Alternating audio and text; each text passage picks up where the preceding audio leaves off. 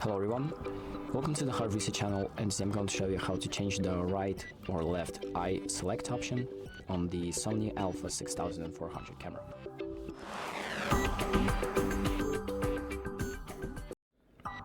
So the first thing that we're going to do is open up the settings by pressing the menu button. Then we're going to go to the camera settings section number 1, so this red camera section.